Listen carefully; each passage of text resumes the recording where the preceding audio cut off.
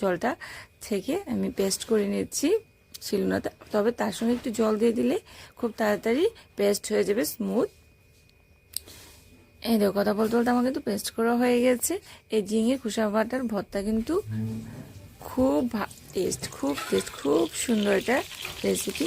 আর এখানে আমি বসিয়ে দিলাম কড়াইতে দিয়ে দিয়েছি তেল। তেলটা গরম হয়ে গেছে, সরিষার তেল দিয়ে ভালো হয়। তার সঙ্গে একটু কিছুটা দিয়ে দিলাম কালো জিরে ফোড়ন। তারপর দিয়ে দিলাম পেস্ট করে রাখা ঝিঙের খোসা বাটাটা দিয়ে ততক্ষণ নাড়তে হবে যতক্ষণ না জলটা শুকিয়ে যাচ্ছে আস্তে আস্তে করে।